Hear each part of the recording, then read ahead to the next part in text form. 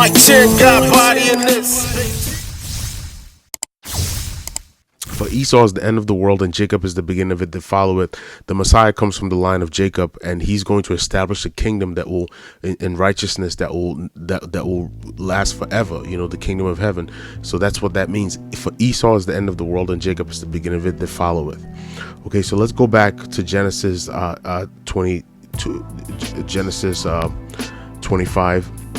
And continuing on, because this story is very important. It's captivating. It's very captivating, actually.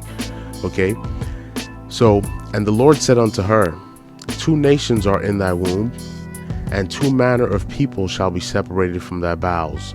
So the Lord is telling her that 2 nations, Jacob and Esau, are going to be 2 different nations. 2 nations are in thy womb, and 2 manner of people shall be separated from thy bowels. So it's going to be 2 different types of people. And the one people shall be stronger than the other, and the elder shall serve the younger. So Esau came out first, he's the elder. Jacob came out second, he's the younger. So the elder shall serve the younger. Esau will serve Jacob, right? Which now, these are 2 different races. They're 2 different nations and 2 different races specifically. We have to keep that in mind. And Jacob is the chosen seed. That's why the Most High God is called the God of Abraham, Isaac, and Jacob. Esau was supposed to receive the blessing, but the Most High, even from predestination, the Most High predestined Jacob to be, of the chosen line. It's just the Most High likes to do things in a spectacular way. When you think of a movie script, that term is derived from the scriptures, scriptures. The Most High does things in a spectacular way. Just the way that he made Egypt the greatest nation on the planet, just so that he would bring it down, and so that his name would be magnified in the whole earth. He gave Pharaoh so much power, just so that he would bring him down, and so that his name would be magnified in all the earth. And that's the way the Most High does things, in a spectacular way. Okay, so, and the Lord said unto her, 2 nations are in thy womb. This is Genesis 25 and 23.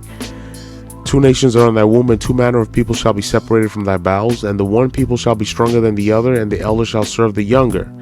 And when her days to be delivered were fulfilled, behold, there were twins in her womb. And the first came out red all over like a hairy garment, and they called his name Esau. So the first twin came out red all over. Now we know that there's no such thing as white people or black people. You've never seen a black person, and you've never seen a white person, right? If you're looking for white, it's the color of this is white, and you've never seen a person this color, okay, right? This is black, and you don't see people, So there's red and there's brown, right? Melanated and red, and that pinkish red, which is what Esau represented. There was no description of Jacob, because everybody was melanated. Everybody, the son, everybody was melanated. So there's no description of what Jacob looked like. He looked just like everybody else. There's only a description of what Esau looks like. That's what you'll notice. And the Lord said unto her, 2 nations are in thy womb, and 2 manner of people shall be separated from thy bowels, and the one people shall be stronger than the other, and the elder shall serve the younger. And when her days were to be delivered, when her days to be delivered were fulfilled, behold, there were twins in the womb, and the first came out red all over like a hairy garment. Esau came out red all over like a hairy garment. That's why they're hairy and they're red. They call themselves rednecks, And they called his name Esau. Esau means he's wasted. Everybody else is melanated. So for him to come out red all over like a hairy garment without melanin, he is wasted. The sun it was understood that the sun is going to waste him. The sun is going to, so that's what that term means, Esau, in Hebrew. He is wasted. And after that came his brother out. See, Jacob comes out next, and there's no description of him. He's the second. Remember, the elder shall serve the younger. So Esau is going to serve Jacob. And remember, the first verse that we read is, "Lest there be any," that's Hebrews 12 and 16. "Lest there be any fornicator or profane person as Esau, who for one morsel of meat sold his birthright." So Esau is a very profane person, right? That's just how the Most High made him. Okay. So this is Genesis 25 and 26. And after that came his brother out, and there's no description of his brother. They just said he came out. And after that came his brother out, and his hand took hold of Esau's heel.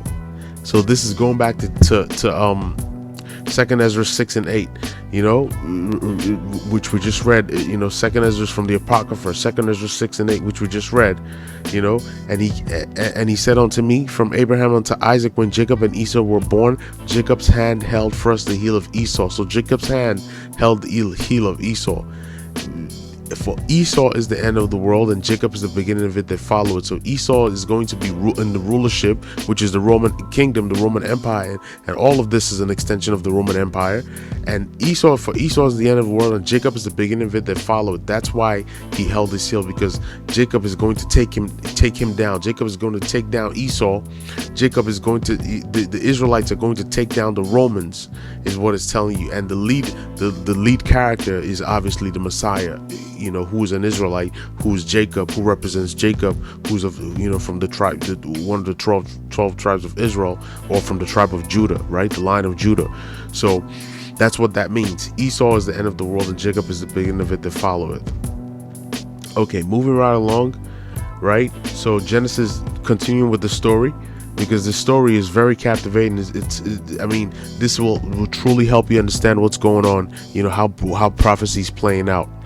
Right. So, and after that came his brother out, and his brother took and his hand took hold of Esau's heel, and his name was called Jacob. So the second one was called Jacob. And Isaac was 80 years old when she would bear them. So Isaac scores 20 years. Isaac was 60 years old when she gave birth to the twins. And the boys grew, and Esau was a cunning hunter. That's why the so-called Caucasians they're cunning hunters. They go out sport hunting, and that's just their characteristic. That's just their nature. That's the scriptures is describing the two different manner of people. Remember, two nations are in thy womb, and two manner of people shall be separated from thy bowels, right?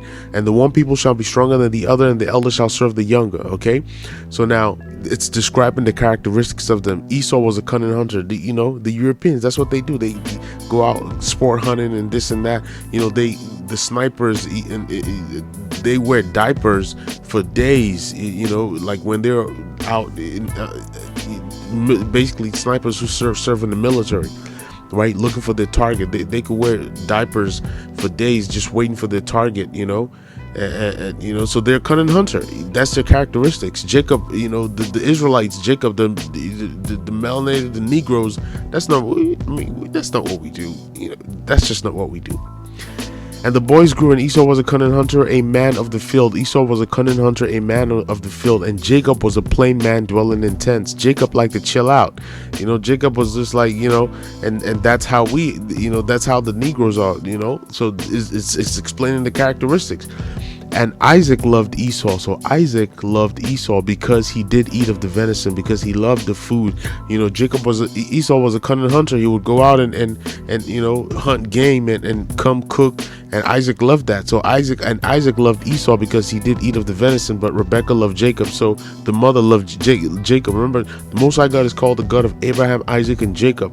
Esau was the firstborn. The blessing, the birthright is supposed to go to him. But remember, he sold his birthright for a morsel of meat. Right, and we're gonna get to that. So the Most High is called the God of Abraham, Isaac, and Jacob. The God of Abraham, Isaac, and Jacob, not the God of Abraham, Isaac, and Esau.